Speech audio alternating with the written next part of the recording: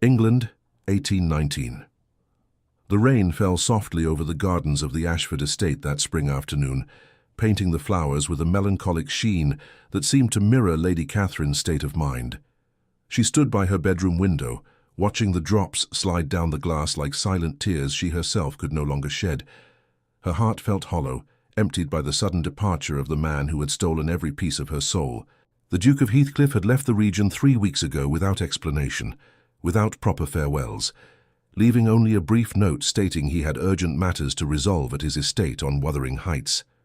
Catherine had read those words hundreds of times, searching between the lines for some sign that he would return, some veiled promise that their secret meetings in the gardens, their whispered conversations beneath the moonlight, their exchanges of meaningful glances had not been merely the passing whims of a bored nobleman, but there was nothing beyond those cold, formal words, no declaration of love, no request that she wait, no promise of return.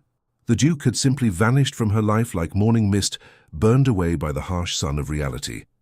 Catherine pressed her forehead against the cool glass, closing her eyes as memories flooded her mind unbidden. She remembered the first time she had seen him at the Ashford ball 6 months prior. The grand ballroom had been ablaze with candlelight, the air thick with perfume, and the murmur of aristocratic conversation. Catherine had been standing near the terrace doors, seeking a moment's respite from the stifling heat and the tedious company of various suitors her mother kept pushing in her direction. Then the butler had announced his arrival, and everything had changed. The Duke of Heathcliff had entered with that commanding presence that made every head turn. His dark hair perfectly arranged despite the evening's humidity, his grey eyes surveying the room with an intensity that suggested he was cataloguing every detail, every person, every possibility. He was tall and broad-shouldered, moving with the confident grace of someone who had never questioned his place in the world.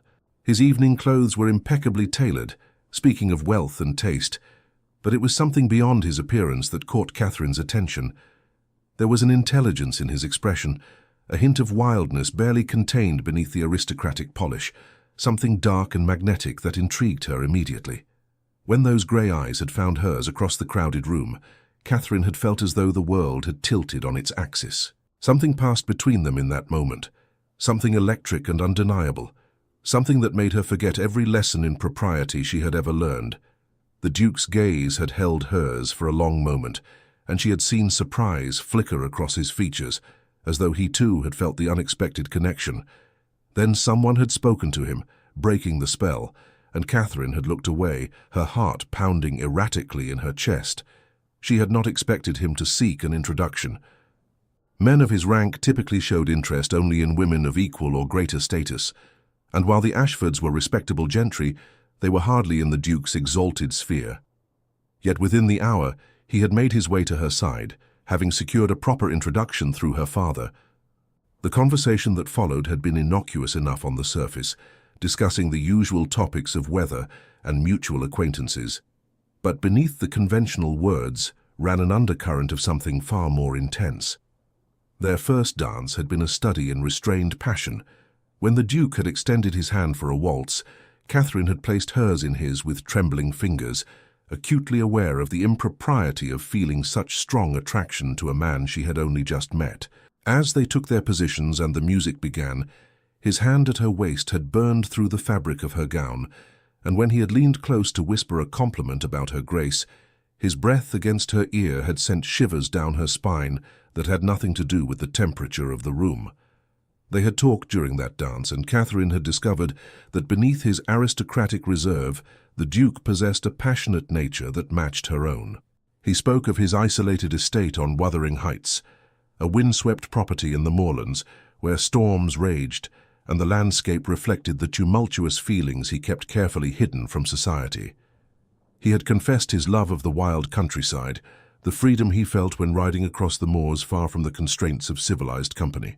His eyes had lit with genuine feeling as he described the untamed beauty of his home, and Catherine had found herself captivated by this glimpse of the man beneath the title.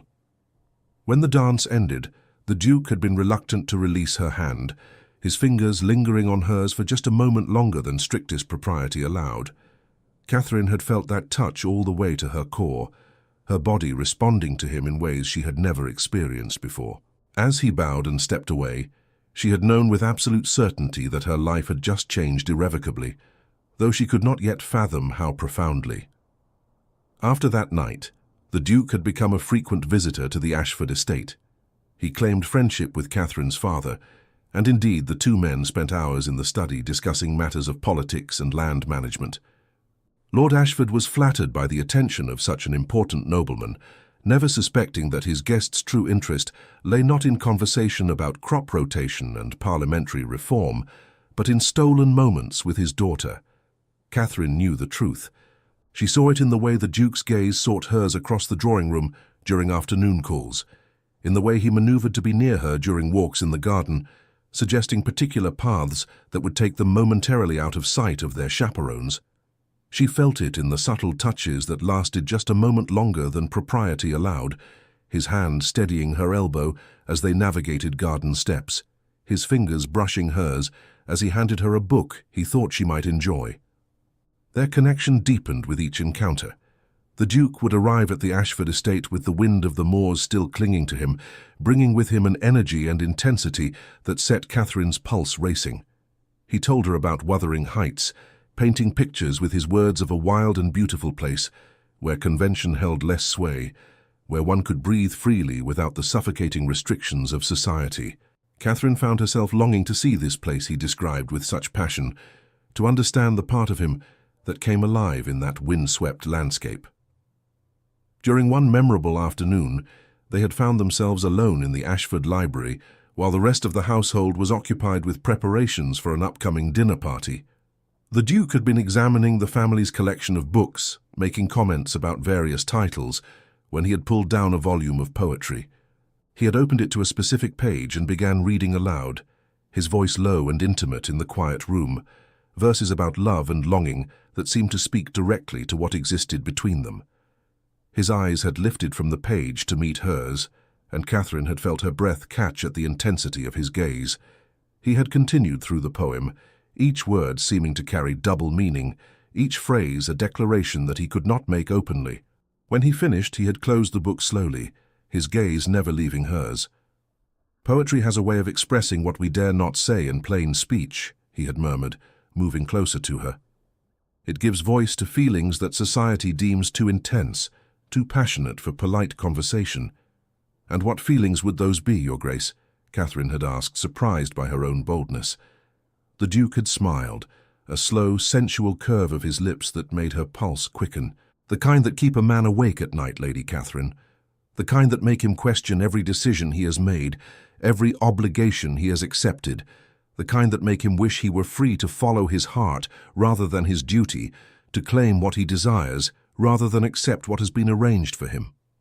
Before Catherine could respond, they had heard footsteps approaching, and the Duke had stepped back to a respectful distance, replacing the book on the shelf with practiced ease. But the words had hung between them, unfinished and electric, adding to the building tension that characterized every interaction they shared. As weeks turned into months, Catherine had begun to wonder if perhaps the Duke would never act on whatever feelings existed between them. She understood there were complications in his life, obligations that bound him in ways he could not fully explain. Yet she had allowed herself to hope that his feelings for her were strong enough to overcome these obstacles, that eventually he would speak to her father and make their connection formal and recognized. But the proposal never came. Instead, the Duke continued his pattern of visits and meaningful glances, of conversations laden with subtext and touches that promised more than they delivered. Catherine found herself caught in a limbo of anticipation and frustration, certain of his feelings, yet uncertain of his intentions, longing for clarity, yet afraid of what that clarity might reveal. Her mother had begun to notice the Duke's attentions and had grown increasingly concerned. Lady Ashford was a practical woman who understood the ways of society all too well. She knew that a Duke's interest, however flattering, meant nothing without a formal declaration. She had tried to warn Catherine against reading too much into the Duke's behavior, reminding her daughter that men of high rank often engaged in flirtations that meant nothing beyond the moment's amusement. "You must guard your heart, Catherine," her mother had cautioned during one of their private conversations. "The Duke is a charming man, but he has made no formal approach to your father. Until he does, you must not allow yourself to hope for more than friendship. Men of his station have obligations and expectations that often prevent them from following their hearts, even when those hearts are genuinely engaged.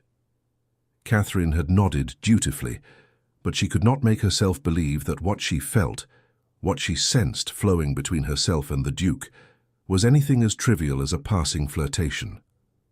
When he looked at her, she saw longing that matched her own. When he spoke to her, she heard the unspoken words beneath the acceptable conversation.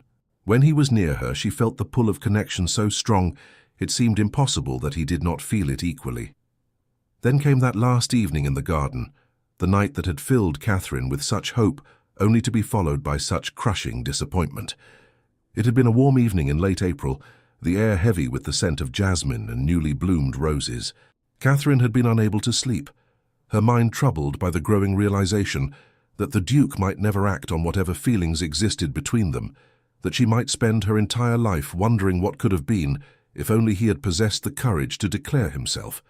She had dressed in a simple gown and slipped from her room, making her way to the gardens through the quiet house.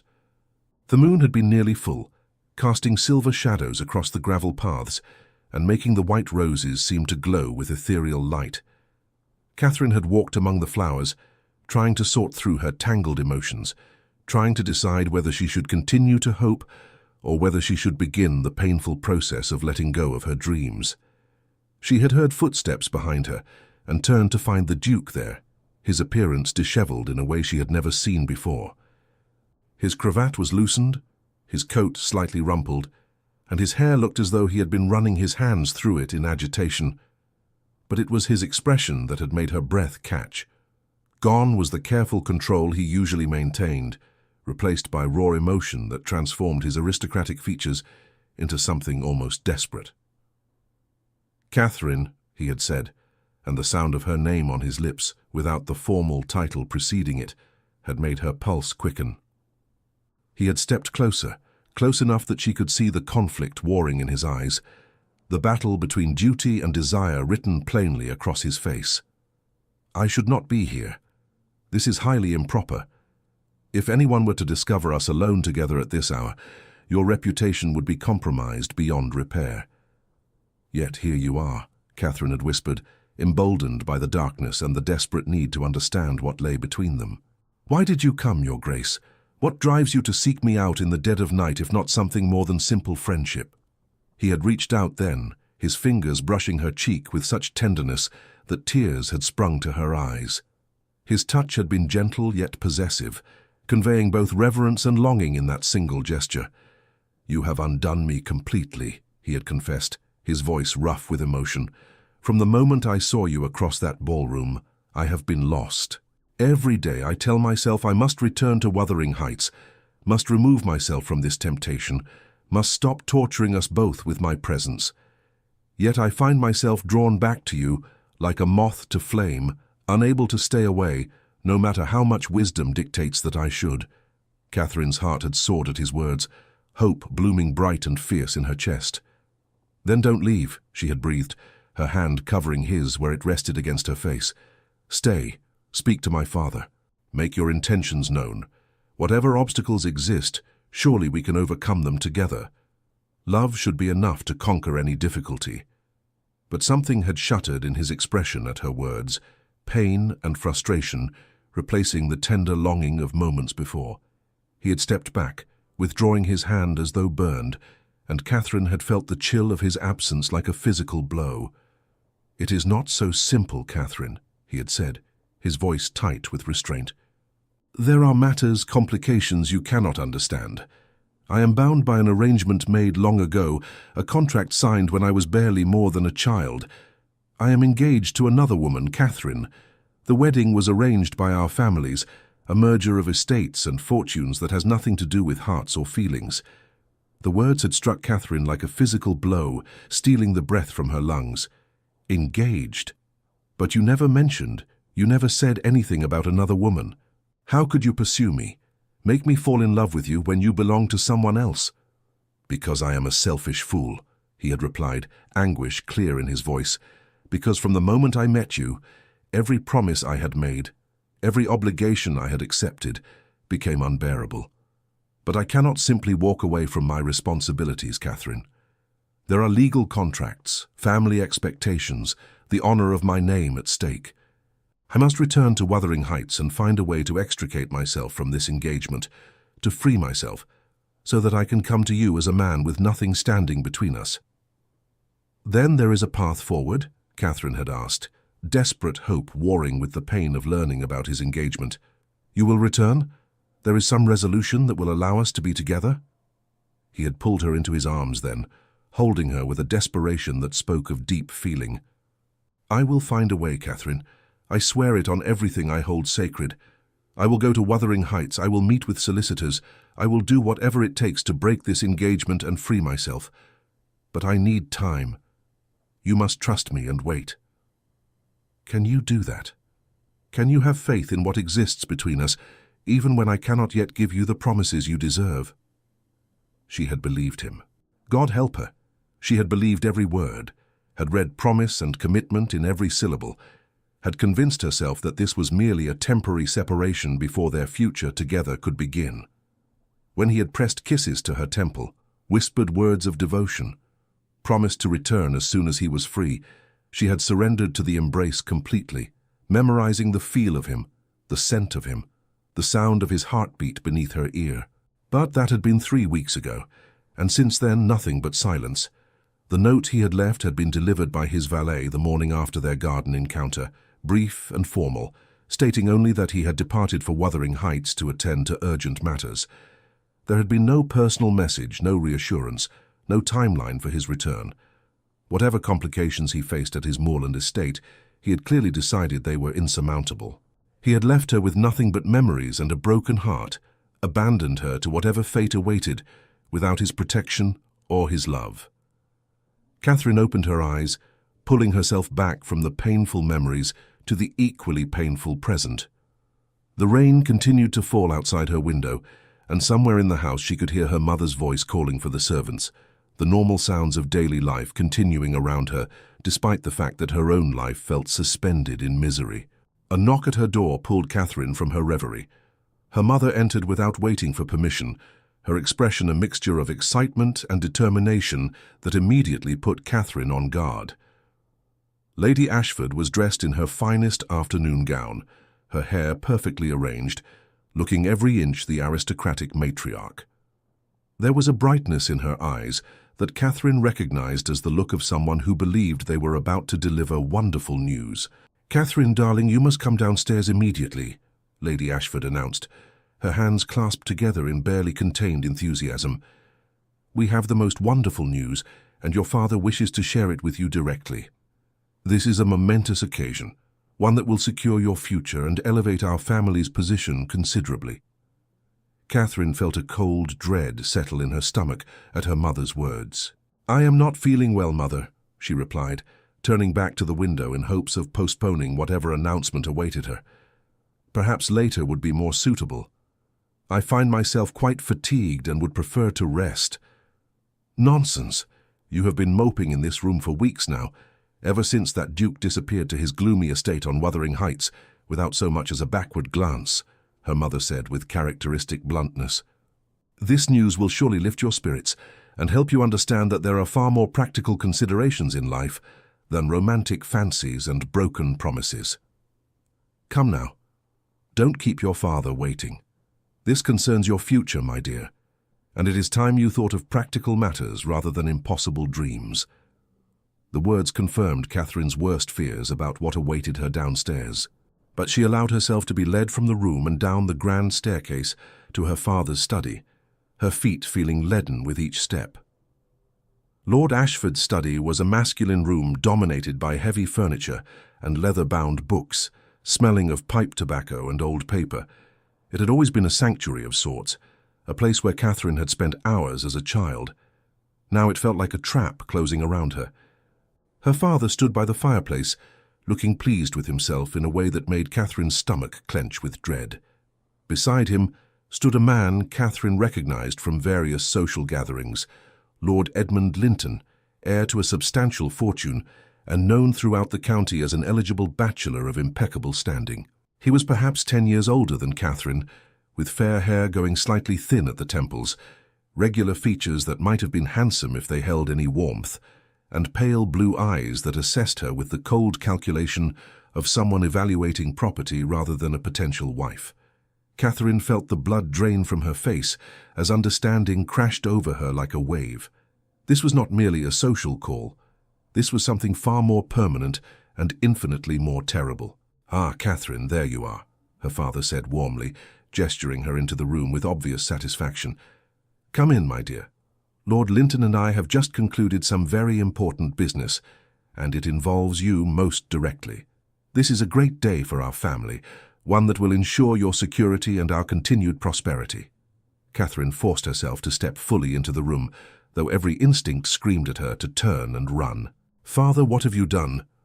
"I have secured your future, my dear," Lord Ashford replied, seeming oblivious to her distress.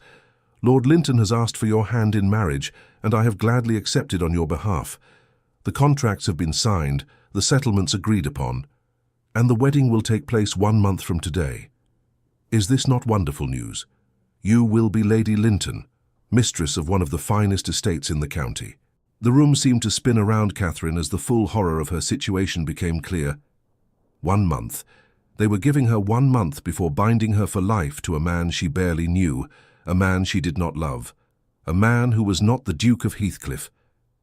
She looked at Lord Linton, seeing him clearly for the first time, and what she saw made her skin crawl. There was no warmth in his expression, no hint of the passion or connection she had shared with Heathcliff. His gaze was appraising and possessive, the look of a man who had just acquired a valuable asset. "Lord Linton," Catherine managed to say, her voice barely above a whisper, "might I have a word with you privately? There are matters we must discuss before this arrangement can proceed." Her father frowned, but Lord Linton raised a hand. "It is quite all right, Lord Ashford. Your daughter naturally wishes to become better acquainted with her future husband. If you and Lady Ashford would excuse us for a moment, I am happy to address any concerns Lady Catherine might have." Once they were alone, Catherine struggled to find the right words. "My lord, I am honoured by your proposal, truly I am. But I must ask you to reconsider this arrangement. My affections are otherwise engaged, and it would be unfair to both of us to enter into a marriage under such circumstances." Lord Linton's expression did not change, remaining coolly pleasant. "I am well aware of your infatuation with the Duke of Heathcliff, Lady Catherine.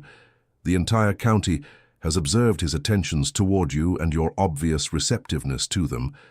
However, I must point out that the Duke has left for Wuthering Heights without declaring himself, has he not? He has had months to make his intentions known, yet he chose to depart without taking any such action. Clearly, whatever his feelings may have been, they were insufficient to overcome whatever obstacles he faced. The brutal accuracy of his assessment cut Catherine deeply. "That may be true, but my feelings have not changed. I cannot promise to be a good wife to you when my heart belongs to another." "I do not require your heart, Lady Catherine," Lord Linton replied matter-of-factly. "I require your name, your connections, and your ability to manage my household and bear my children. Your feelings are your own affair, provided you conduct yourself with appropriate discretion. I am offering you a secure future, position in society, and the respect that comes with being Lady Linton. What the Duke offered you was nothing but passionate words and broken promises. I think the choice is quite clear." Catherine wanted to argue, to rage against the cold, mercenary nature of his proposal, but what could she say? He was right about Heathcliff. The man she loved had offered her nothing tangible. Whatever his reasons for leaving, the result was the same. He had abandoned her to this fate. "I see," she said quietly, defeat weighing heavily on her shoulders. "And there is no possibility of delaying the wedding?" "Your father and I agreed that a swift wedding would be best for all concerned," Lord Linton said, and there was something in his tone that suggested he knew exactly why speed was necessary. He wanted to bind her to him before Heathcliff could return. "The banns will be read starting this Sunday, and we shall be married 4 weeks hence. I hope you will come to see this arrangement as the blessing it truly is, Lady Catherine." The following weeks passed in a blur of misery and wedding preparations. Catherine moved through her days like a ghost, smiling when required, accepting congratulations from neighbours and friends who seemed oblivious to her pain. Her mother was in her element, planning every detail of the wedding with meticulous care, discussing flowers and menus and guest lists with an enthusiasm Catherine could not begin to share. Lady Ashford had chosen white roses for the church decorations, explaining to anyone who would listen that they symbolized purity and new beginnings. Catherine found the symbolism bitterly ironic. There was nothing pure about a marriage entered into without love. But she said nothing, merely nodded when her mother showed her fabric samples and asked her opinion on the menu. The wedding gown arrived 2 weeks before the ceremony, delivered in an enormous box. When it was lifted from its tissue paper wrappings, even Catherine had to admit it was beautiful. Layers of white silk and delicate lace, tiny pearl buttons running down the back, sleeves that would sit just off the shoulders. It was the sort of gown any bride should be thrilled to wear.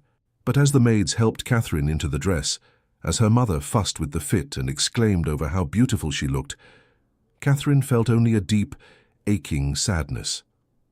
This gown should have been worn for her wedding to Heathcliff, should have been the dress in which she pledged her love to the man who held her heart. Instead, it would be the costume she wore while binding herself to a man who wanted her only for practical benefits. "Oh, Catherine, you look absolutely radiant," her mother had said, tears of happiness in her eyes. "Lord Linton is a very fortunate man. You will be the envy of every woman in the county." Catherine had said nothing, staring at her reflection in the mirror and seeing a stranger. The woman looking back at her appeared composed and beautiful, every inch the blushing bride, but her eyes were dead, lifeless, reflecting none of the joy that should accompany such a momentous occasion. At night, alone in her room, Catherine would stand by the window and stare out into the darkness, hoping against hope to see a familiar figure riding up the drive, come to rescue her from this nightmare. She would replay Heathcliff's words from that last night in the garden, trying to convince herself that he had meant them, that he would remember his promise. But the drive remained empty, night after night, and as the days counted down toward her wedding, hope slowly died in her chest. The Duke was not coming. Whatever he had felt for her, it had not been enough. She needed to accept reality and make the best of the life that awaited her as Lady Linton, no matter how much the prospect filled her with dread.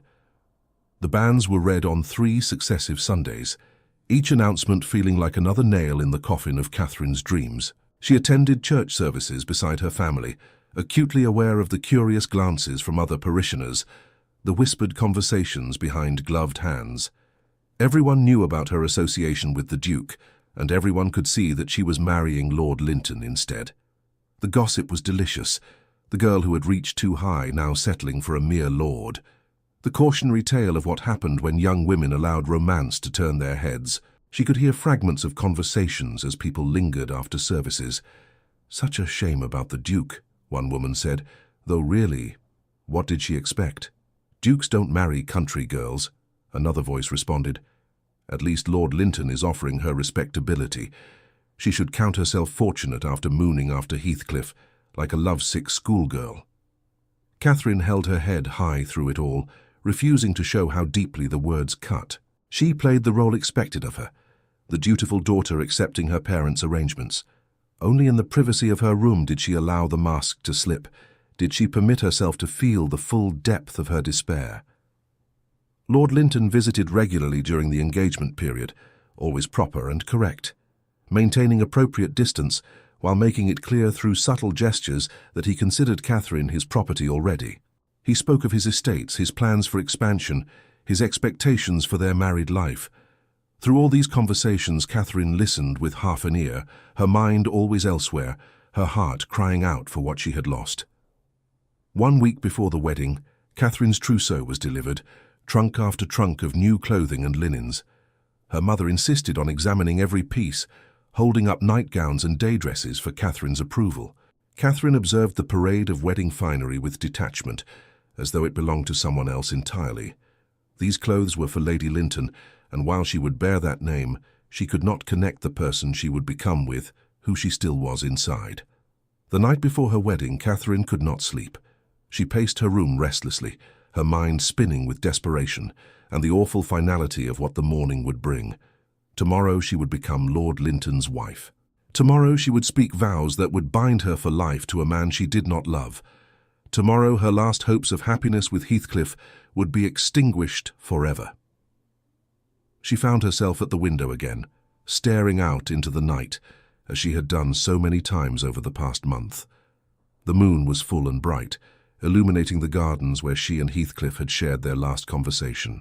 The memory was so vivid, she could almost feel his arms around her, almost hear his voice promising to find a way back to her. "I will find a way, Catherine. I swear it." But he had not found a way, or perhaps he had not truly tried. Perhaps Lord Linton was right, and she had been nothing but a pleasant diversion, a country miss who had mistaken sophisticated flirtation for genuine feeling. Perhaps his departure had been relief rather than regret, an escape from entanglement with a woman unsuitable for his station. Catherine pressed her forehead against the cool glass, tears finally falling after weeks of holding them back. Tomorrow she would marry Lord Linton. Tomorrow she would begin her new life, and she would do her best to bury the memory of grey eyes and whispered promises, of moonlit gardens and the feeling of being truly, deeply loved. The morning of the wedding dawned clear and bright, the sort of perfect spring day that seemed to mock Catherine's inner turmoil. Sunshine streamed through her window, birds sang cheerfully in the garden, and the entire estate buzzed with activity as final preparations were made. Her mother and the maids descended upon her room early, chattering excitedly as they helped her bathe and dress, arranging her hair in an elaborate style that left her feeling like a stranger in her own skin. The wedding gown fit perfectly, its weight seeming to press down on her shoulders like a physical burden.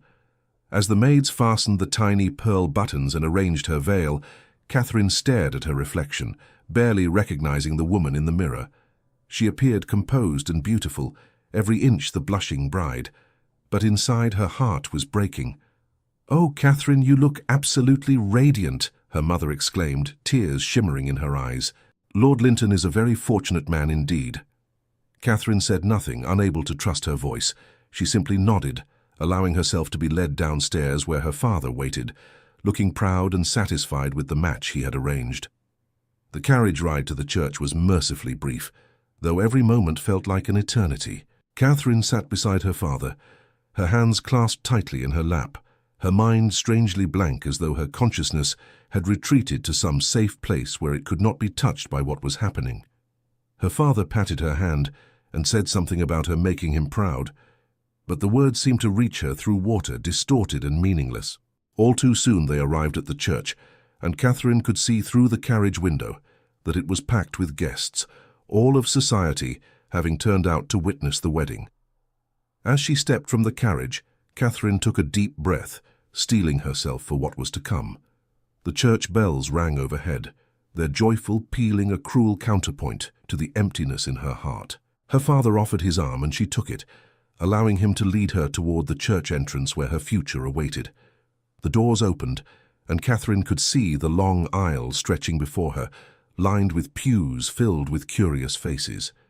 At the far end, Lord Linton waited beside the vicar, looking smugly satisfied in his wedding finery. The organ began to play, the traditional wedding march that should have filled Catherine with joy, but instead felt like a funeral dirge.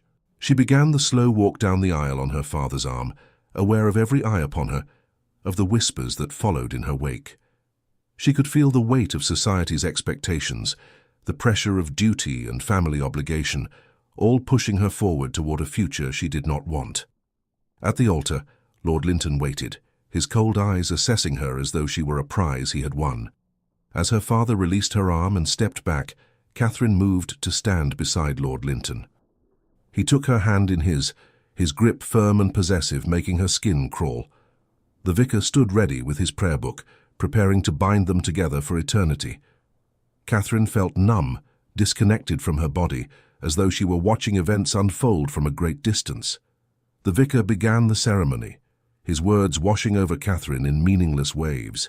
She heard herself making the proper responses automatically, her voice sounding strange and distant to her own ears. This was really happening. In moments she would be Lady Linton, bound to this man forever. Heathcliff had not come. Her last desperate hope had been extinguished. "Dearly beloved, we are gathered here today in the sight of God and these witnesses to join together this man and this woman in holy matrimony," the vicar intoned. his voice echoing through the packed church. Marriage is not to be entered into lightly, but reverently, deliberately, and in accordance with the purposes for which it was instituted by God. It is a covenant not to be broken, a sacred bond that unites two souls for all their days upon this earth. Catherine felt the walls closing in around her, the air becoming thick and difficult to breathe. This was her reality now. This was the future that awaited her. She would speak vows to Lord Linton, would bind herself to him for life, would spend her days going through the motions of being his wife, while her heart remained forever with a man who had abandoned her. Marriage should not be undertaken carelessly or selfishly, but thoughtfully and with reverence for the commitment being made. The vicar continued, his words seeming to mock Catherine's situation. There was nothing thoughtful about this marriage, nothing reverent about speaking vows without love. It was a transaction, a business arrangement dressed up in the trappings of sacred ceremony. The vicar looked out over the assembled guests, his expressions solemn as he prepared to continue with the traditional words. If anyone present knows of any reason why this couple should not be joined in holy matrimony, speak now, or forever. Hold your peace. The traditional pause followed, that moment of ceremonial silence before the ceremony would continue. Catherine had heard these words at other weddings, had watched as the brief pause passed without incident before the vows were exchanged. It was merely a formality, a ritual observation that no one ever actually responded to. She closed her eyes, trying to gather the strength to speak the vows that would seal her fate, trying to resign herself to the life that stretched before her. In that moment, the church doors burst open with a tremendous crash that echoed through the sacred space like thunder. The sound was so sudden, so violent, that several guests cried out in alarm. Every head turned as one toward the disturbance, gasps and exclamations filling the air. Catherine's heart stopped in her chest, her eyes flying open as hope and terror warred within her. Silhouetted in the doorway, breathing hard as though he had run the entire way, stood the Duke of Heathcliff. He looked wild, untamed, like the moorland storms he had described to her. His usually perfect appearance was disheveled, his dark hair windblown and falling across his forehead, his coat dusty from hard riding. There was mud splattered on his boots and breeches, suggesting he had ridden through difficult terrain without stopping. But it was his eyes that held Catherine transfixed, those grey eyes that blazed with an intensity that made her knees weak, that spoke of desperation and determination, and a love so fierce it took her breath away. Those eyes found hers across the crowded church, and in them Catherine saw everything she had feared she would never see again. Longing, devotion, an apology for the pain he had caused. And underneath it all, a fierce possessive claim that said she belonged to him and him alone, that no ceremony on earth could change that fundamental truth. "I object," the Duke declared, his voice ringing through the stunned silence with absolute authority. "I object with every fibre of my being to this travesty of a marriage." Chaos erupted instantly. Gasps and exclamations filled the church as every guest began talking at once, voices rising in shock and excitement and scandalized delight. This was unprecedented, unheard of, the sort of dramatic scene that would be talked about for years to come. Lord Linton's hand tightened painfully on Catherine's, his face flushing an alarming shade of purple as fury overtook his usual cold composure. Her father stood abruptly from his pew, demanding to know the meaning of this outrageous interruption. Her mother looked as though she might faint, clutching at the arm of a concerned neighbour. But Catherine heard none of it. Her entire world had narrowed to the man striding down the aisle toward her, his eyes never leaving hers, his expression a mixture of determination and desperate hope. Each step he took seemed to resonate through her body, her heart beginning to beat again after weeks of feeling dead inside. He had come. Against all odds, despite everything, Heathcliff had come for her. "You have no right to interrupt these proceedings, Your Grace," the vicar protested, his face pale with shock but his voice attempting to maintain ecclesiastical authority. "This wedding has been properly arranged and announced. The banns have been read on 3 successive Sundays. The contracts have been signed. You cannot simply burst in here and disrupt a sacred ceremony."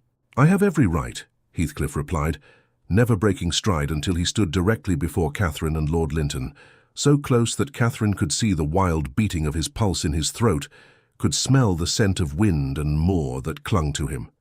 Because this woman belongs with me, because I have loved her from the moment I first saw her, and every moment since has only deepened that love. Because I have spent the last month in hell, fighting to free myself from obligations I never wanted, so that I could return to her a whole man, capable of offering her everything she deserves. Catherine felt tears streaming down her face, her heart pounding so hard she thought it might burst from her chest. The numbness that had possessed her since she entered the church was gone, replaced by overwhelming emotion. Joy. Relief. A desperate hope that this was real, that he truly had come back for her. "You left," she whispered, her voice breaking with the weight of all the pain she had carried. "You left me without explanation, without promise. You went to Wuthering Heights, and I heard nothing. I thought you did not want me, that you had chosen your obligations over what we shared." The pain that flashed across Heathcliff's face was almost unbearable to witness. He reached out as though to touch her, then seemed to remember where they were, that she was standing beside another man in a church full of witnesses. His hands clenched into fists at his sides, trembling with the effort of restraining himself. "Not want you. Catherine, wanting you has consumed me, destroyed me, remade me completely. Every moment away from you has been torture beyond description. When I left for Wuthering Heights, it was because I could not bear to pursue you while bound to another woman. It would have been dishonorable, would have compromised you beyond repair." He turned to address the assembled crowd, his voice carrying throughout the church, with the natural authority of his rank and the passion of his conviction. "When I left here a month ago, I was engaged to another woman. It was an arrangement made when I was barely more than a child, a contract signed by families seeking to merge estates and fortunes. It had nothing to do with hearts or feelings, nothing to do with the kind of love that makes life worth living. But it was a legal obligation nonetheless, one I could not simply walk away from without consequences." Murmurs rippled through the crowd like waves. Catherine's mother had indeed fainted now, slumping against a neighbor who frantically waved smelling salts under her nose. Her father looked thunderous, his face red with anger and embarrassment. Lord Linton was trembling with barely suppressed rage beside her. But Catherine could only stare at Heathcliff, drinking in every word, her heart soaring with each revelation. "I told myself I could not pursue Catherine while bound to another," Heathcliff continued, his voice raw with emotion. "I told myself it would be dishonorable, that I must resolve my prior commitments before offering myself to her. So I returned to Wuthering Heights, and I fought with everything I had to break that engagement. I met with solicitors day and night, negotiated settlements, did everything in my power to free myself from a contract I never wanted in the first place." He paused, his jaw clenching, as though the memory still pained him. "The family refused to release me easily. They demanded compensation for the breach of agreement, for the embarrassment of a broken engagement, for the loss of the alliance they had planned. It took every penny I had, every asset I could liquidate, every favor I could call in. I sold properties, borrowed against my estates, mortgaged Wuthering Heights itself to raise the funds they demanded. I bankrupted myself to be free for her." Gasps echoed through the church. To hear a duke admit to financial ruin was shocking enough, but to admit it so openly, to confess such vulnerability before a crowd of witnesses, was almost unprecedented. Catherine felt fresh tears streaming down her face as she realized the full extent of what he had sacrificed, what he had endured in the month they had been apart. "I received word that the final documents had been signed only yesterday morning," Heathcliff continued, his eyes returning to Catherine's face, holding her gaze with an intensity that made everything else fade away. "The engagement was dissolved, the settlements paid, my obligations fulfilled at last. I was finally free. Free to love you, free to claim you, free to offer you my name and my life without shame or dishonor. I did not even take time to change my clothes or rest. I saddled my horse and rode through the night from Wuthering Heights, nearly killing the poor beast in my desperation to reach you before it was too late." He took a step closer, and Catherine could see the exhaustion in his face now. the dark circles under his eyes that spoke of sleepless nights, the lines of strain that had not been there a month ago. But beneath the exhaustion burned a fire that nothing could extinguish, a determination that would not be denied. "I knew I might be too late," he said, his voice dropping lower, becoming more intimate despite the crowd of witnesses. "I knew your father might have arranged another match, that you might have given up on me after my unexplained departure. I rode through the night with my heart in my throat, terrified that I would arrive to find you already married, already lost to me forever. But I could not let you marry another man, without at least telling you the truth, without letting you know that I love you more than my own life, more than my title, more than my estates or my position in society. That I would give up everything, surrender my very name if it meant being with you." "This is preposterous," Lord Linton exploded, his carefully maintained composure finally shattering completely. "The contracts are signed, the bans have been read, the settlements have been agreed upon, this wedding will proceed, and you, sir, will be escorted from this church immediately. Guards, someone remove this madman." But no one moved. The guests were too transfixed by the drama unfolding before them, too captivated by the raw emotion on display. Even the church wardens stood frozen, unwilling to lay hands on a duke, uncertain of their authority in such an unprecedented situation. The vicar looked helplessly from Lord Linton to the duke and back again, clearly out of his depth and unsure how to proceed. Heathcliff ignored Lord Linton completely, his attention focused entirely on Catherine. He took another step forward, closing the distance between them until he stood so close she could feel the heat radiating from his body, could see the rapid rise and fall of his chest as he struggled to control his breathing after his desperate ride. "Catherine," he said, and hearing her name spoken with such tenderness, such desperate longing, nearly undid her completely. "I know I have no right to ask this of you after what I have put you through. I know you have every reason to hate me, to choose the security and certainty that Lord Linton offers over the uncertainty I represent." He gestured to himself with a bitter, self-deprecating smile. "I am practically penniless now, my estates heavily mortgaged to pay for my freedom. Wuthering Heights itself stands on the brink of ruin, saved from complete bankruptcy only by the barest margin. All I can offer you is my name, my title, and a love that will never diminish or fade. I can offer you a life of struggle and hardship as we work to rebuild what I have sacrificed. I can offer you scandal and gossip, for society will never forget that you jilted one man at the altar to run away with another." His voice grew more intense, more desperate, as he continued.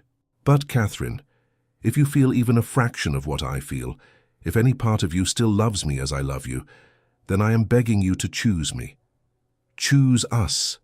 Choose love over duty, passion over practicality, a life of meaning over a life of mere comfort. I promise you this, on everything I hold sacred, I will spend every day of my life making you happy. I will work until my hands bleed to restore my fortunes and give you the life you deserve. I will love you with every breath I take, every beat of my heart until the day I die and beyond." He reached out slowly, giving her time to pull away if she wished, and took her free hand in both of his. His hands were trembling, she realized. This powerful man who commanded respect wherever he went was literally shaking with the force of his emotion.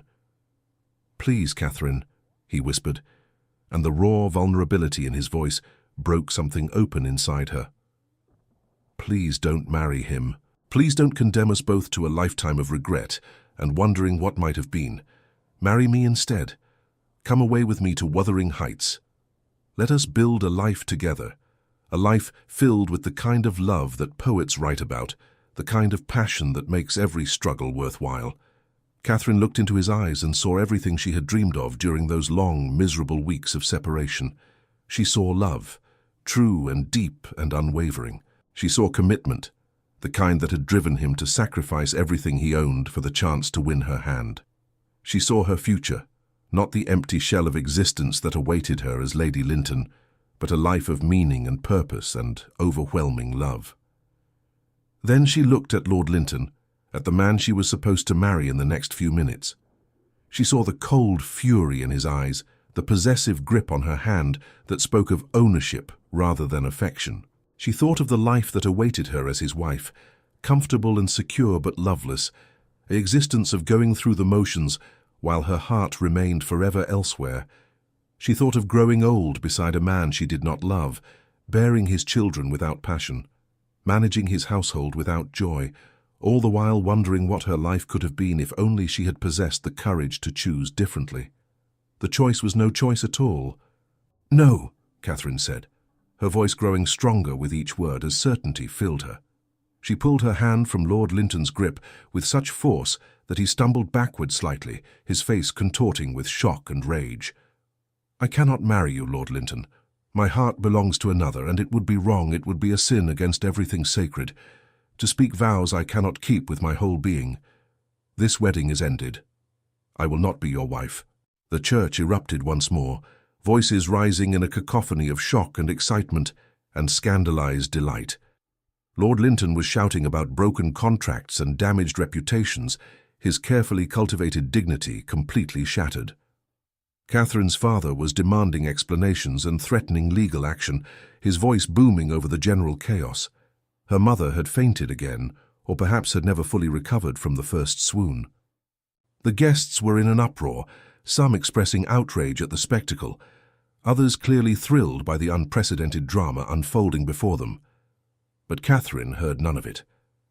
She stepped away from Lord Linton toward Heathcliff, closing the small distance between them, and suddenly she was in his arms, enfolded in his embrace as though she had finally come home after a long and difficult journey. His arms came around her fiercely, possessively, holding her so tightly she could barely breathe. But she did not care. She wrapped her own arms around him, pressing close, feeling his heart thundering against her chest, his breath hot against her hair, as he whispered her name over and over, like a prayer of thanksgiving. "Are you certain?" he asked, pulling back just enough to look into her eyes, his hands coming up to frame her face with infinite tenderness. "Your family will be furious. Society will be scandalized. You will be the subject of gossip for months, possibly years. They will say terrible things about you, about us. Are you truly certain this is what you want?" Catherine laughed through her tears, pressing her palm to his cheek, feeling the rough stubble there that spoke of his frantic ride, his desperation to reach her in time. "I have been miserable without you. I have spent a month feeling as though I were dying by inches, going through the motions of living while my soul cried out for you. I do not care what society thinks or what gossip they spread. All I care about is being with you, loving you, building a life together. Yes, I am certain I choose you, I will always choose you, in this life and whatever comes after."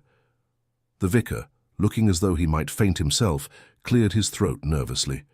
The poor man was clearly torn between his duty to complete the ceremony he had been hired to perform and his reluctance to antagonize a duke. "Your Grace, Lady Catherine, this is most irregular. The young lady is standing in her wedding gown, having just refused to marry her intended groom. The contracts are signed, the settlements agreed upon.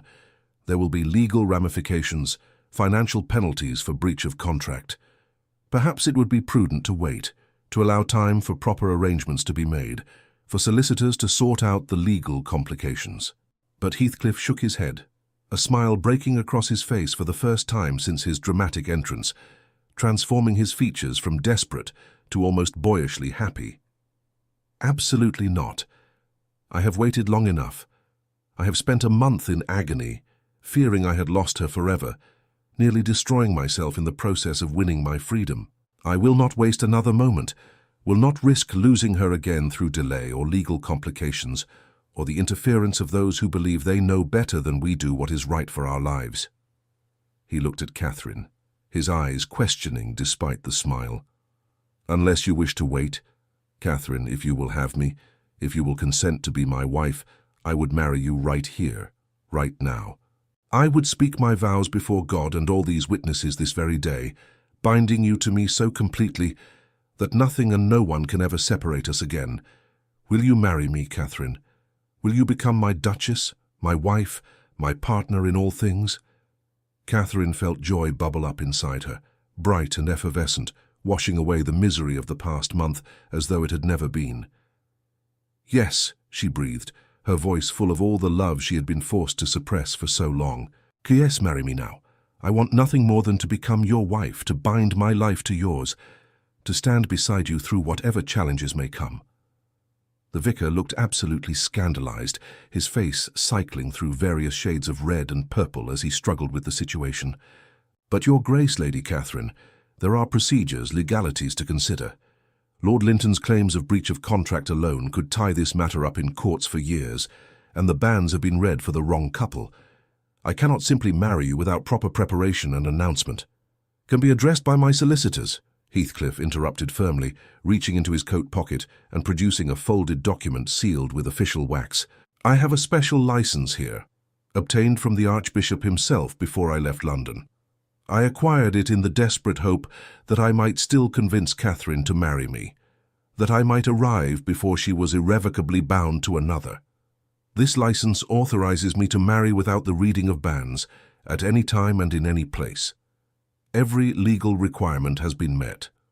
All that remains is for the lady to consent, which she has done most emphatically." He fixed the vicar with a look that brooked no further argument, the full weight of his ducal authority evident in his bearing, despite his dishevelled appearance. "Unless you would deny us the sacrament of marriage, vicar, unless you would turn us away from God's house when we come seeking his blessing on our union, I suggest we proceed immediately, or I can simply carry Catherine away from here this moment and find another clergyman more willing to perform his duty." The vicar looked helplessly at Lord Ashford, seeking some guidance or authority to lean on, but Catherine's father was too stunned by the turn of events to offer coherent objection. He stood with his mouth opening and closing like a landed fish, unable to find words adequate to the situation. The assembled guests were in an uproar, some expressing outrage at the spectacle, others clearly thrilled by the unprecedented drama. Lord Linton had stormed partway down the aisle, his groomsmen gathering around him uncertainly, clearly torn between supporting their friend and acknowledging that antagonizing a duke was rarely wise. Catherine turned to her parents, knowing she owed them at least an acknowledgement of what this moment meant, of the scandal it would create and the social difficulties that would follow. "Mother, father," she said, her voice steady despite the chaos surrounding them, one hand still held firmly in Heathcliff's grip, as though afraid he might vanish if she released him. "I know this is not what you planned. I know you arranged the match with Lord Linton, believing it was in my best interests, that it would provide security and status. But I love the Duke of Heathcliff with all my heart. I have loved him from the moment I met him, and that love has only grown stronger through our separation. I cannot imagine my life without him. I will not live a lie, married to one man while loving another. I hope that someday you will understand and forgive me for the scandal this will cause our family." Her mother, recovered from her latest faint and propped up by concerned friends, merely shook her head in bewildered resignation. She looked as though she wanted to object, to forbid this madness, but something in Catherine's expression, some fierce determination, seemed to convince her of the futility. Her father looked as though he wanted to drag Catherine from the church by force, to somehow undo what had happened and restore order to the carefully planned ceremony. But he too seemed to recognize that his daughter was lost to him in this moment, that she had made her choice, and nothing he could say or do would change her mind. Heathcliff produced the special license from his coat pocket with a flourish, handing it to the vicar with a look that dared the man to find any fault with it. The elderly clergyman examined the document with trembling hands, his eyes scanning the official seals and signatures, searching desperately for some reason to refuse, but finding none. It was properly executed, bearing the Archbishop's own seal, granting the Duke of Heathcliff permission to marry without the traditional reading of bans. With a deep sigh that seemed to come from the very depths of his soul, the vicar returned to his place at the altar, resignation written in every line of his body. "Very well," he announced in a shaking voice that barely carried over the continued murmuring of the scandalized guests. "If there are no further objections, and may God help us all, we shall proceed with a different wedding than the one originally planned. Will the Duke of Heathcliff and Lady Catherine Ashford please take their places before me?" Catherine felt as though she were floating as she moved to stand beside Heathcliff at the altar, still in the wedding gown that had been chosen for her marriage to Lord Linton, but now repurposed for a ceremony that would bind her to the man she truly loved. This time, it was different.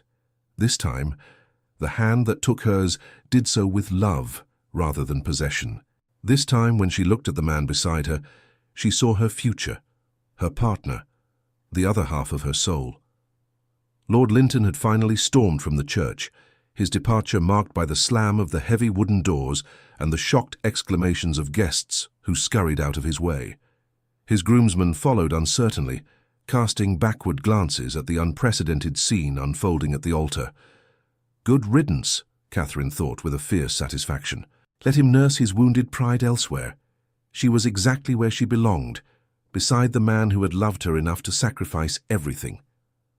The vicar began the ceremony again, his voice still uncertain, but growing steadier as he progressed through the familiar words, perhaps finding comfort in the ritual, even as the circumstances remained wildly irregular. Dearly beloved, we are gathered here today for the second time this morning, and under most unusual circumstances, to join together this man and this woman in holy matrimony.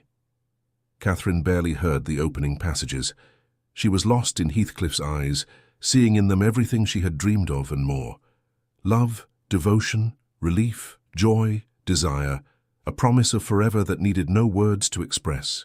His hand held hers with gentle strength, his thumb tracing small circles on her palm that sent shivers up her arm. She had never felt more alive, more certain, more right than she did in this moment. When the moment came for Heathcliff to recite his vows, his voice rang clear and strong throughout the church, carrying to every corner, ensuring that every witness heard the depth of his commitment. I, Alexander Heathcliff, Duke of Heathcliff and Master of Wuthering Heights, take thee, Catherine Margaret Ashford, to be my wedded wife, to have and to hold from this day forward, for better, for worse, for richer, for poorer, in sickness and in health, to love and to cherish, till death us do part according to God's holy ordinance, and thereto I plight thee my troth. Then it was Catherine's turn, and she spoke her vows with equal conviction, pouring every ounce of love and commitment into the words, her voice steady and clear despite the tears streaming down her face. I, Catherine Margaret Ashford, take thee, Alexander Heathcliff, to be my wedded husband, to have and to hold from this day forward, for better, for worse, for richer, for poorer, in sickness and in health, to love, cherish, and to obey, till death us do part, according to God's holy ordinance, and thereto I give thee my troth. Heathcliff produced 2 simple golden bands from his pocket, hastily acquired during his frantic preparations in London, but precious beyond measure to Catherine. He slid the ring onto her finger with trembling hands, his eyes never leaving hers, as he performed this most intimate of gestures. The metal was warm from being carried against his heart, and Catherine felt the weight of it as a promise, a tangible symbol of the vows they were speaking. She took the other ring and placed it on his finger with equal reverence, completing the circle of their commitment. In that moment, as the gold bands caught the light streaming through the church windows, Catherine felt as though time itself had stopped, as though the entire universe had contracted to contain only the 2 of them and the love they shared. Those whom God has joined together, let no man put asunder, the vicar proclaimed, his voice now carrying a note of satisfaction as he neared the end of the ceremony without further disaster. By the power vested in me by the Church and by this special license, I now pronounce you man and wife. Your Grace, you may kiss your bride. Heathcliff needed no further encouragement. He pulled Catherine into his arms with a passion that made several elderly ladies gasp in shock, and the younger ones sigh with romantic envy. He kissed her as though he were a man dying of thirst, and she was water, as though he were claiming her and pledging himself to her all at once. Catherine melted into the embrace, finally allowing herself to believe that this was real, that he was truly hers and she was truly his, that nothing would ever separate them again. The kiss went on longer than was strictly proper, but neither of them cared. When they finally broke apart, both breathless and flushed, the church was filled with scattered applause from those guests who had embraced the romantic drama of the moment, mixed with continued murmuring from those who were still scandalized by the unprecedented turn of events. As they turned to face the assembled witnesses, now husband and wife, Catherine caught glimpses of various reactions from the crowd. Some faces showed disapproval, others delight, and still others simply shocked disbelief that such a thing could happen in their respectable community. But Catherine cared for none of it. She was married to the man she loved, the man who had fought for her, who had sacrificed everything to win her hand. Whatever challenges lay ahead, they would face them together. They walked down the aisle together, Catherine's hand firmly clasped in Heathcliff's, her wedding dress trailing behind her in a whisper of silk and lace.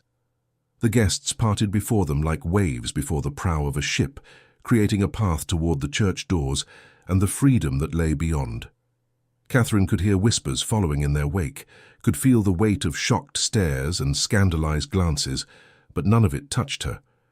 She was floating on a cloud of pure joy, anchored only by Heathcliff's strong hand holding hers.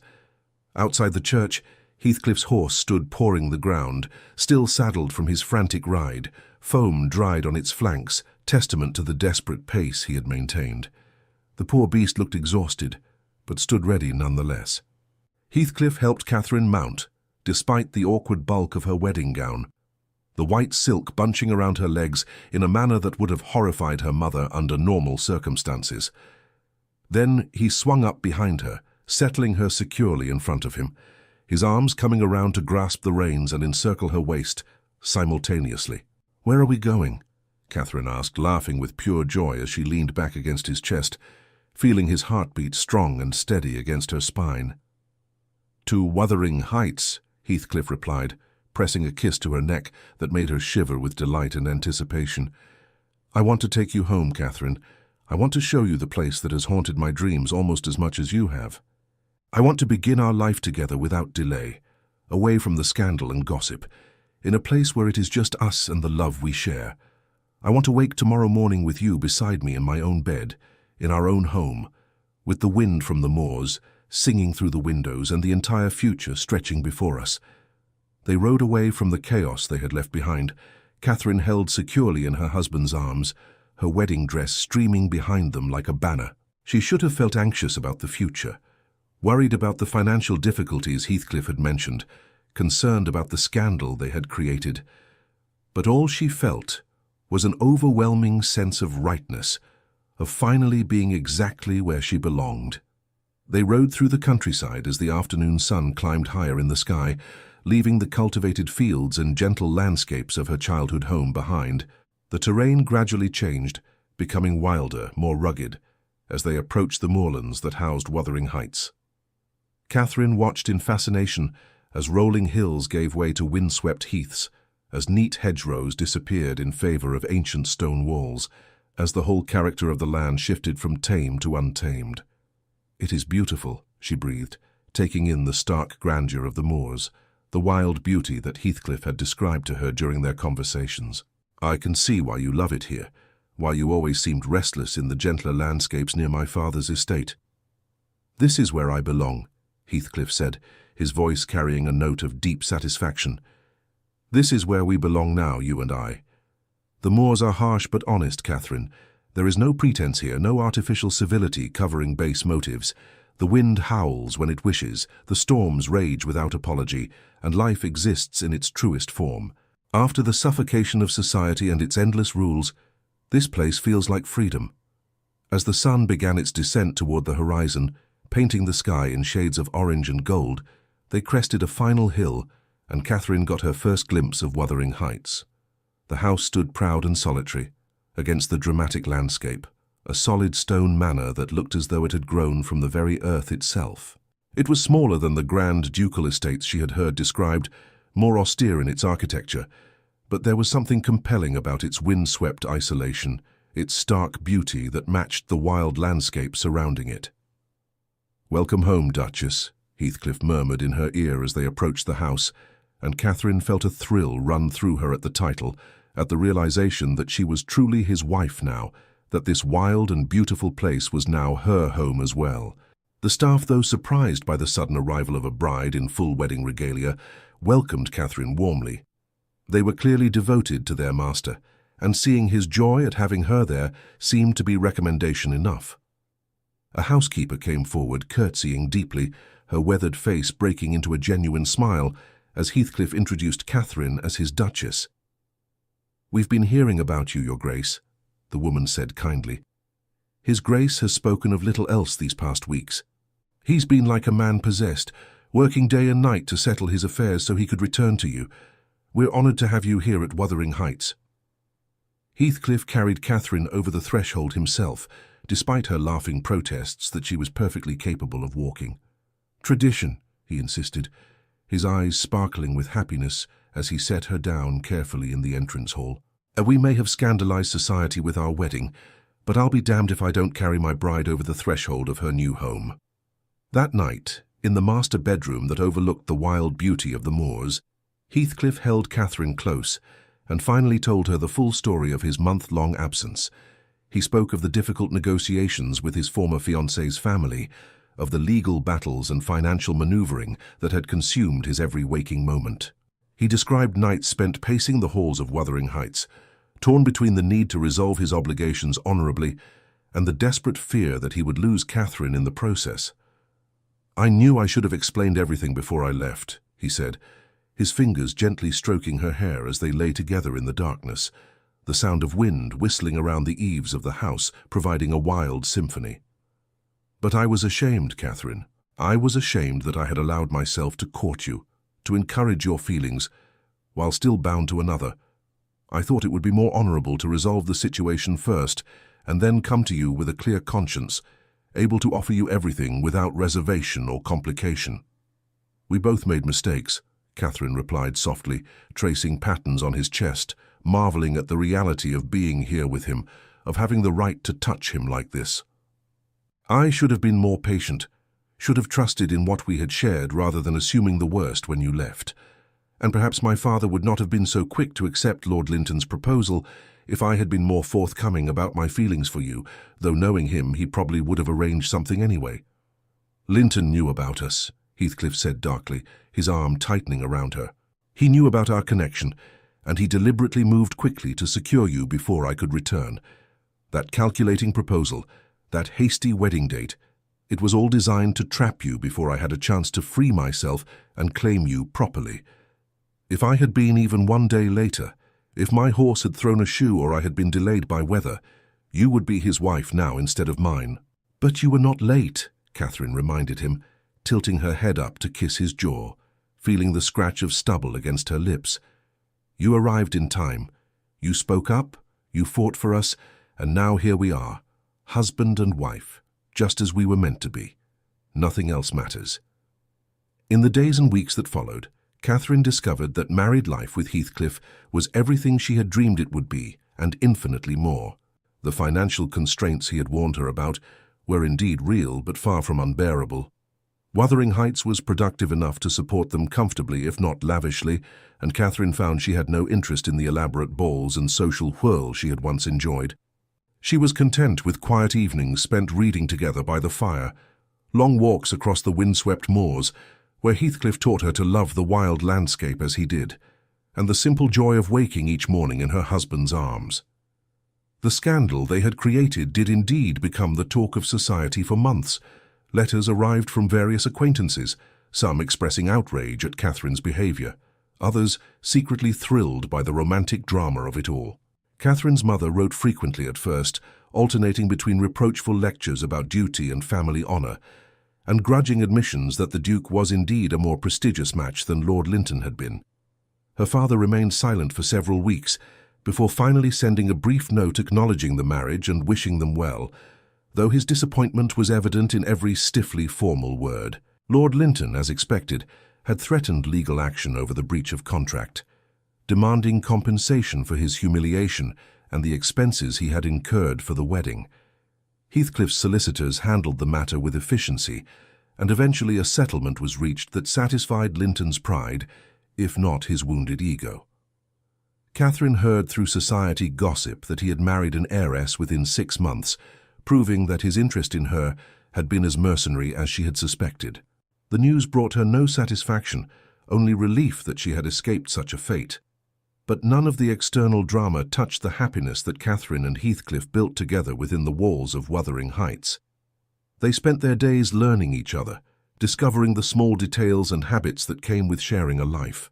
Catherine learned that her husband was an early riser who loved to watch the sunrise from the East Tower, that he had a passion for poetry that rivaled her own, that beneath his often stern exterior he possessed a surprisingly tender heart. Heathcliff discovered that Catherine had an unexpected talent for estate management that proved invaluable, given their reduced circumstances, that she sang beautifully when she thought no one was listening, that she could make him laugh with her sharp observations about the absurdities of the society they had scandalized. They established rituals and traditions that became the foundation of their marriage. Every evening before dinner, they would walk together across the moors regardless of weather, Catherine learning to navigate the rough terrain, while Heathcliff pointed out landmarks and shared stories of his childhood explorations of this wild landscape. Every Sunday they would ride out to survey the estate together, Catherine learning about tenant management and agricultural practices, while Heathcliff valued her input and ideas in ways that made her feel like a true partner rather than mere decoration. And every night, they would retire to their bedroom where passion and tenderness intertwined, where physical intimacy deepened the emotional bond between them until Catherine could not imagine where she ended and he began.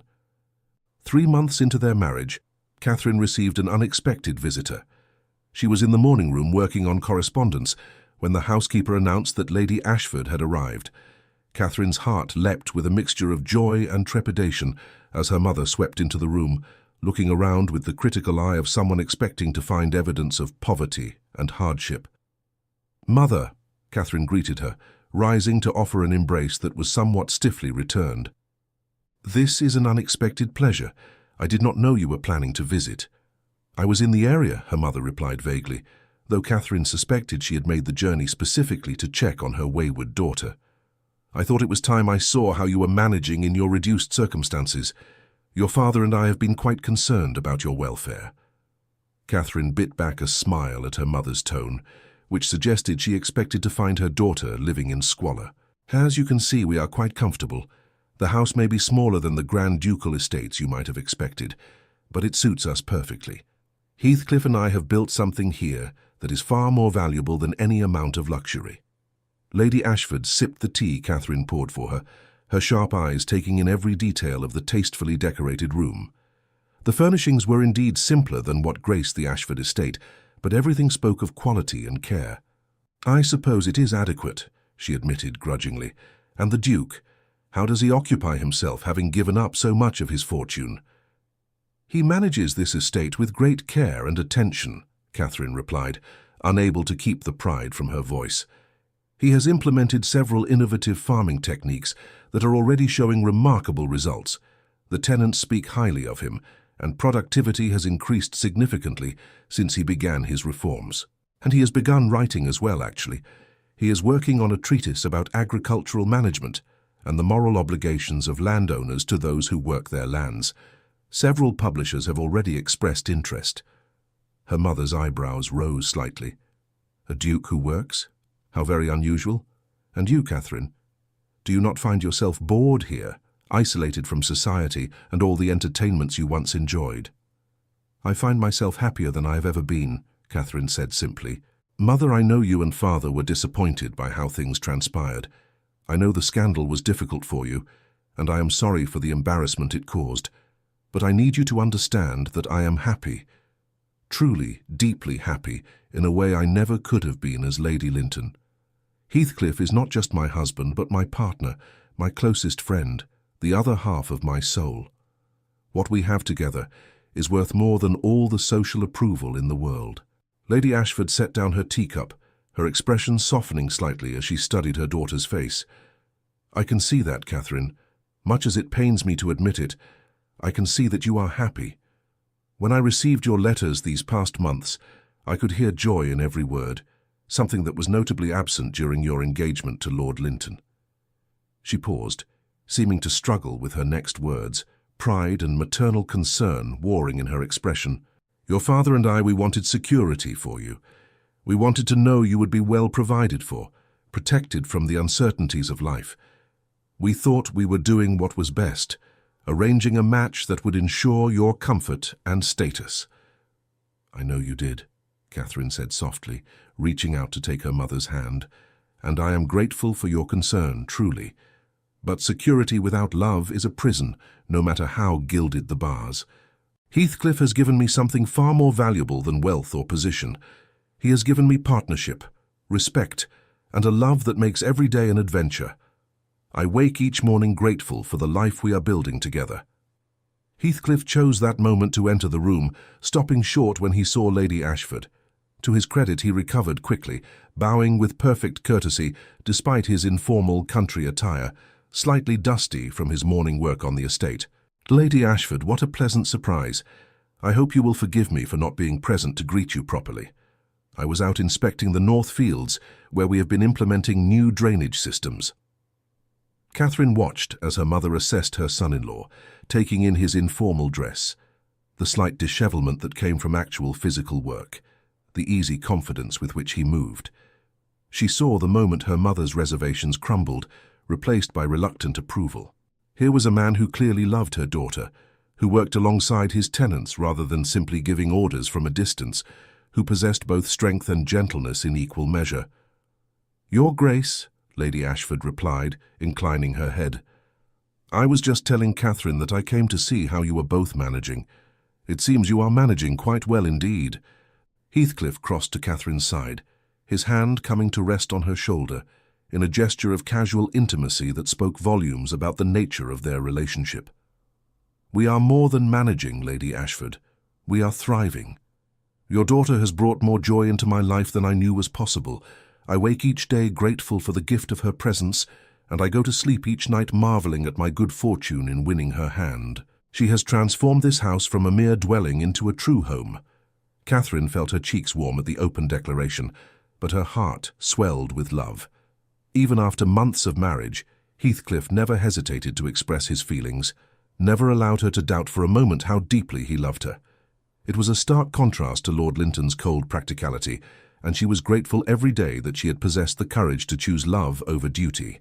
Lady Ashford's eyes misted with tears she tried to hide. "I see that, Your Grace, and I must say, while the manner of your marriage was certainly unconventional, I cannot deny that you make my daughter happy.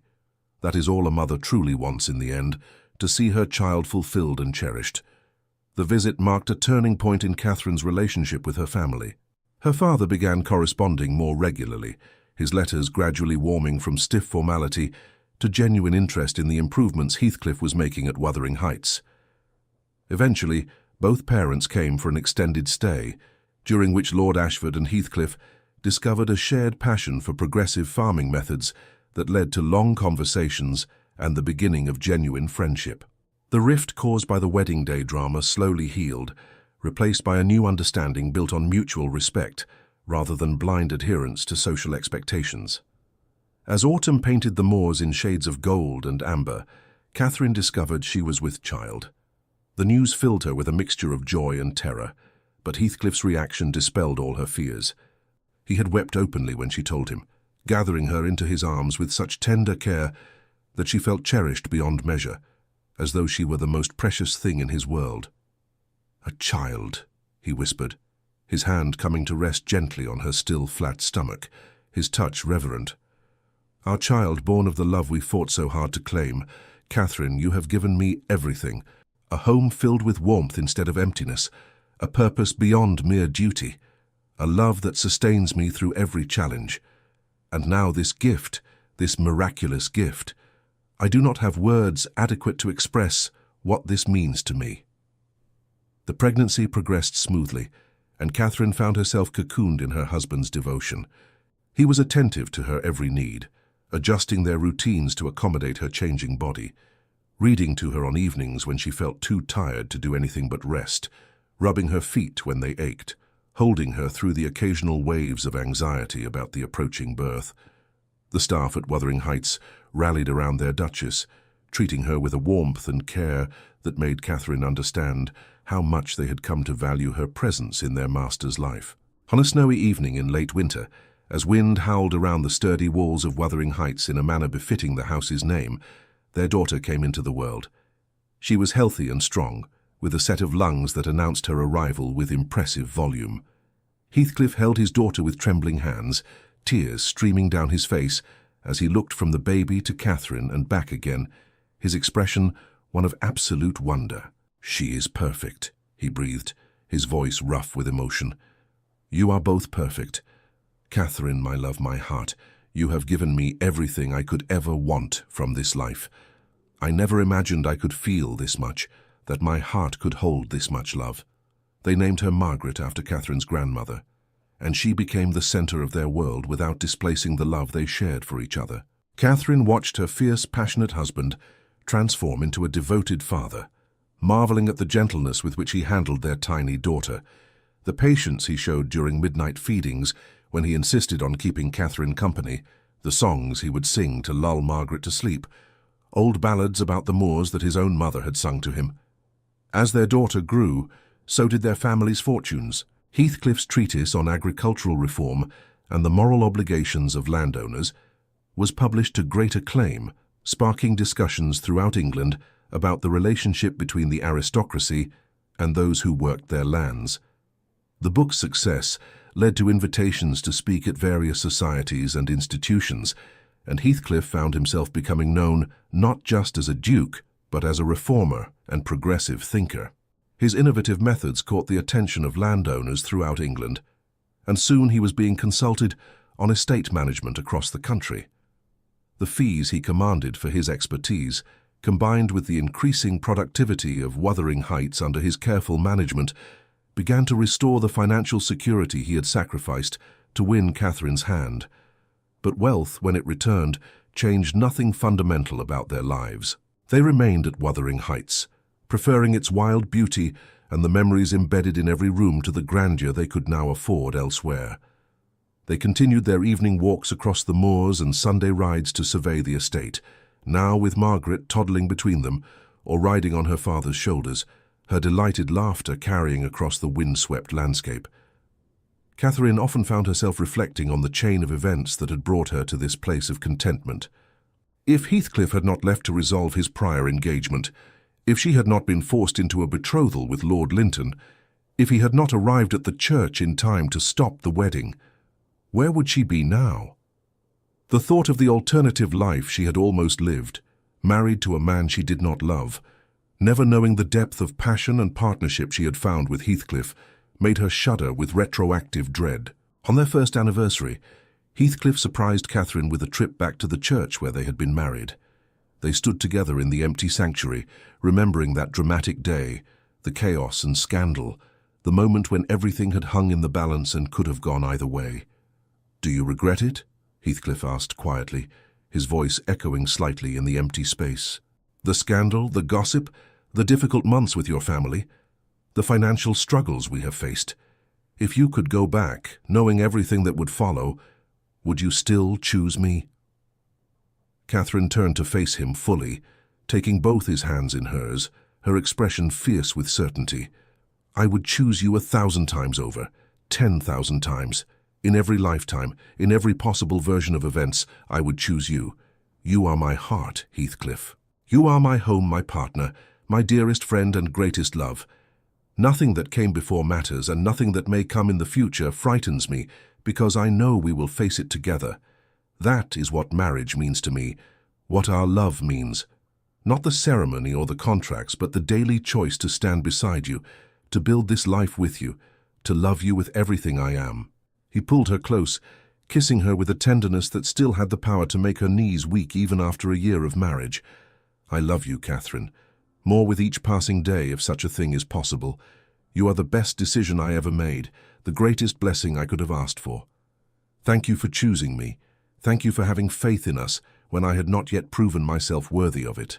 Thank you for being brave enough to say no to what was expected, and yes to what your heart knew was right. You proved yourself worthy the moment you burst through those church doors," Catherine replied, smiling at the memory that had once been terrifying, but now seemed romantic and perfect. "You could have stayed away, could have decided I was not worth the fight or the sacrifice, but you came for me. You claimed me before God and everyone, and in doing so you gave me the greatest gift imaginable. You gave me a love worth fighting for, worth sacrificing for, worth building a life around."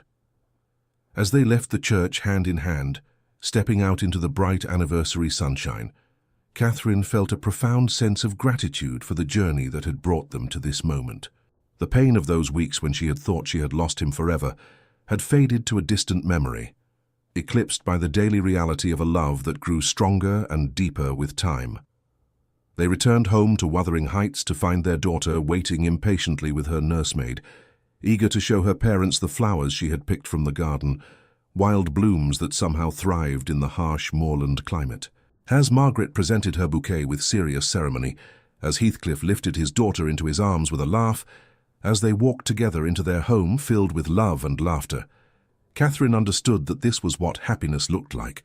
Not grand gestures or dramatic declarations, though those had their place in bringing them together, but rather the quiet, steady accumulation of moments like these, ordinary and precious, building a life of meaning and joy.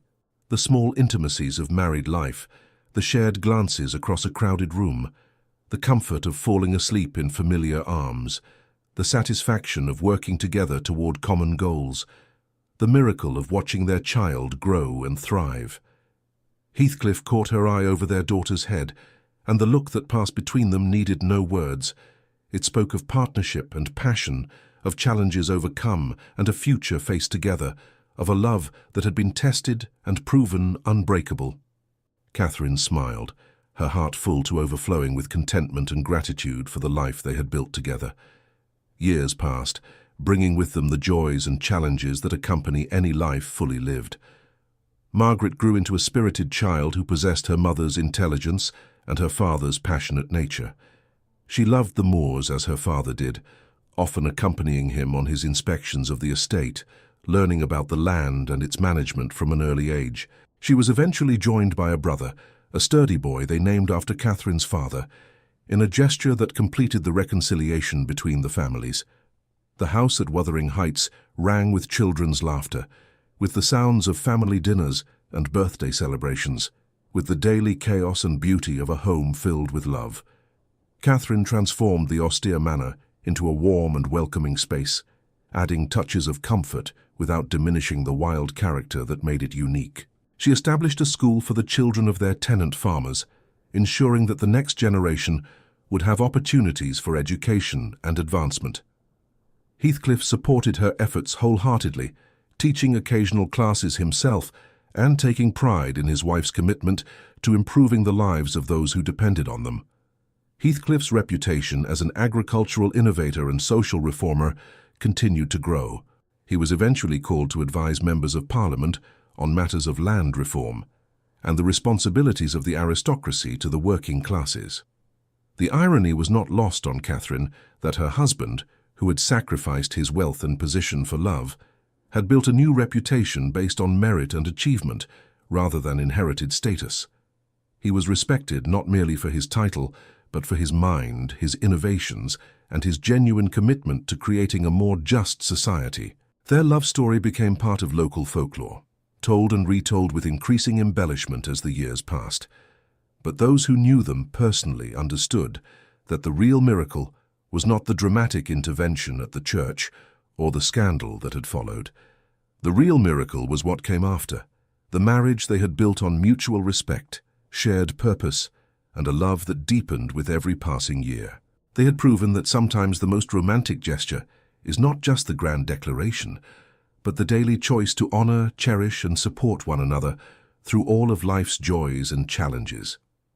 On their 10th anniversary, they hosted a grand celebration at Wuthering Heights, inviting family and friends to commemorate a decade of marriage. Catherine's parents were there, now fully reconciled to the match they had once opposed, doting on their grandchildren and exchanging looks with Heathcliff that spoke of respect and genuine affection earned over time. Friends from London mingled with local gentry and tenant farmers in a gathering that would have shocked society's rigid hierarchies years earlier, but that seemed perfectly natural in the world Catherine and Heathcliff had created. As the evening drew to a close and the last guests departed, Catherine and Heathcliff found themselves alone on the terrace overlooking the moonlit moors. The wind sang through the hills, as it always did, the sound that had given the house its name, wild and free and somehow comforting in its familiarity. "Do you remember that night?" Catherine asked softly, leaning into her husband's embrace as they gazed out over the landscape they both loved. "When you told me you were not free to act on your feelings, that you needed time to resolve your obligations." "Every detail," Heathcliff replied, his arms tightening around her. "I remember the jasmine perfuming the air in your father's garden, the moonlight on your face, the desperate need to be honest with you warring with the fear that honesty would drive you away. I remember thinking that loving you was both the best and worst thing that had ever happened to me. Best because you had shown me what real feeling, real connection could be. Worst because I thought I might lose you before I ever truly had you." "But you did not lose me," Catherine said, turning in his arms to face him. "You came for me.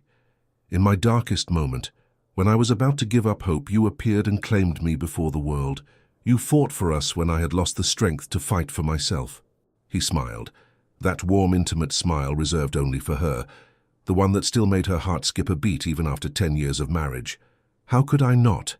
You are, everything to me. Catherine, these 10 years have been the happiest of my life. Every morning I wake grateful that you chose me, that you had the courage to defy convention and follow your heart. You saved me from a life of duty without love, from a future where I would have always wondered what might have been." "We saved each other," Catherine corrected gently.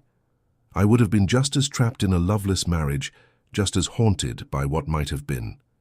We gave each other the gift of a life lived fully, authentically, with passion and purpose.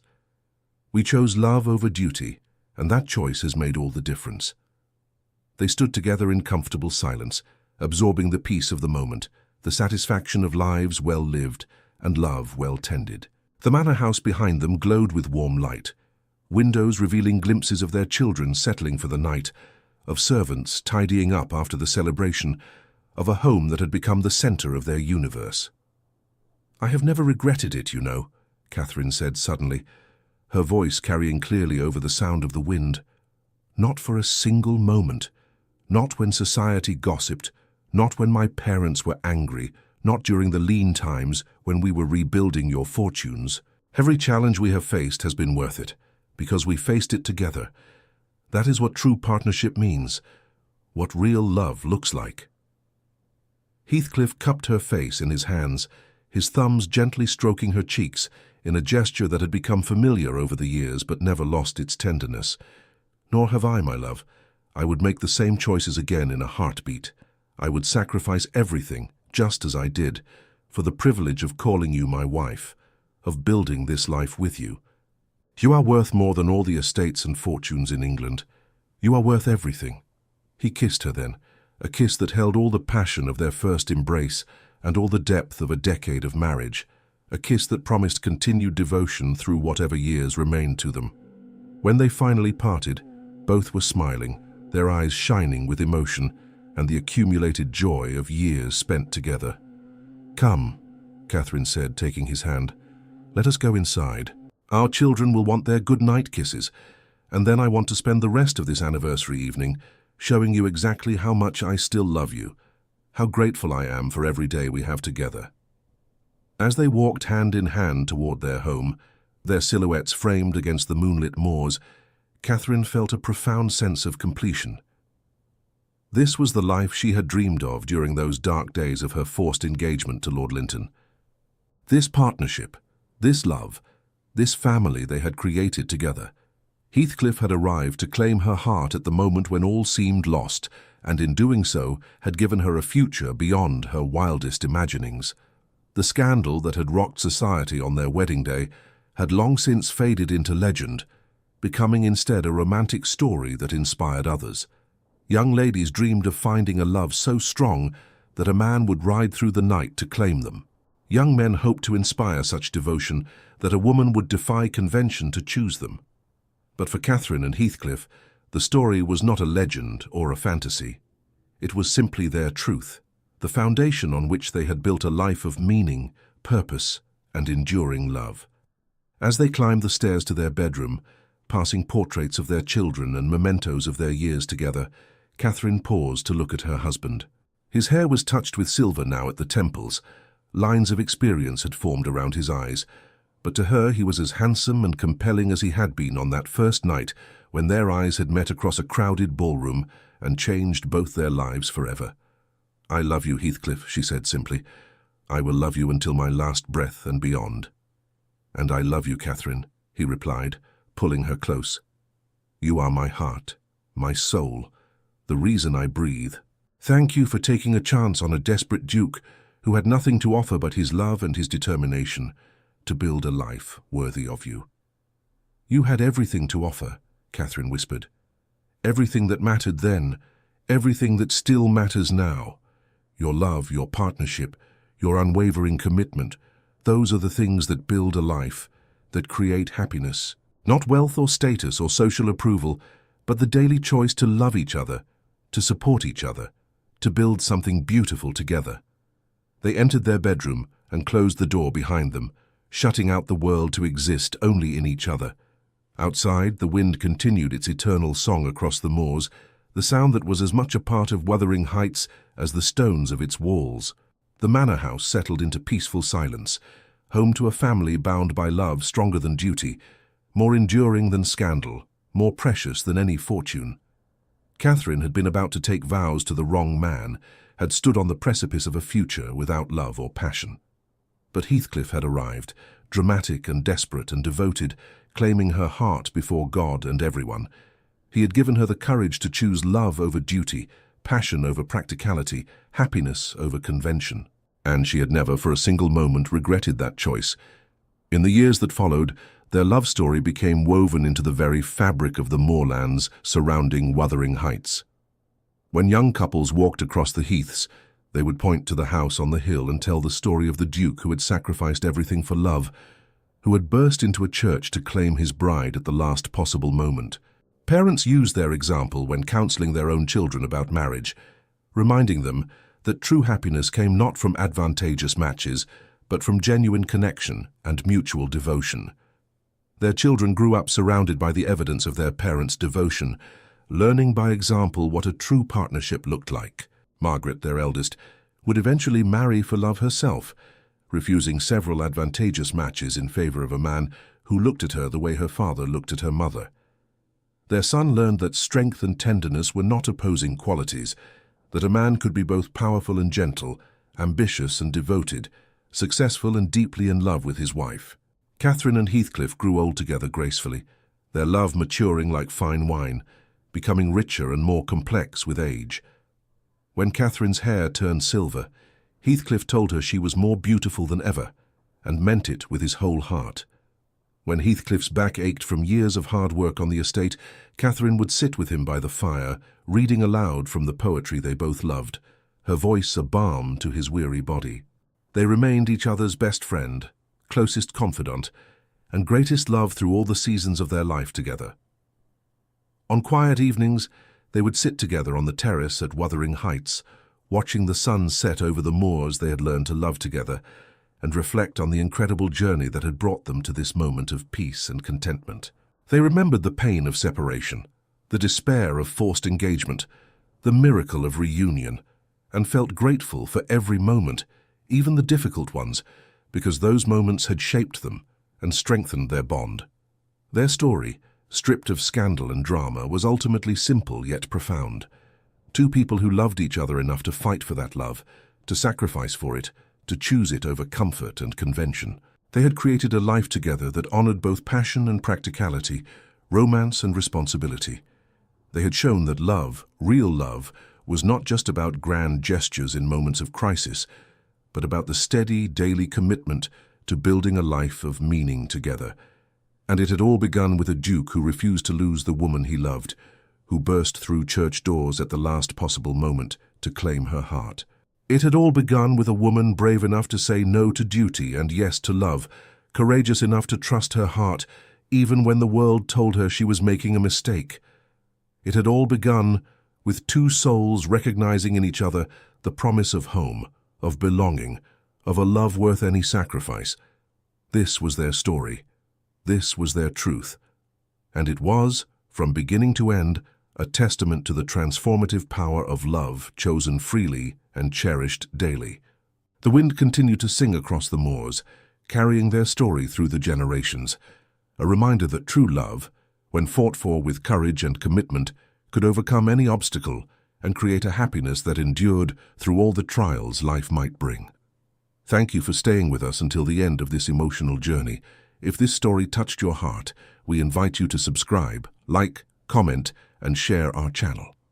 Your support inspires us to keep creating more stories of love, redemption, and breathtaking twists. Help us reach our first 2,000 subscribers, and together we'll continue sharing tales that warm the heart. At the end of this video, you'll see a suggestion for another of our historical stories. Click and let yourself be enchanted by another unforgettable tale. With all our gratitude, Echoes of Romance.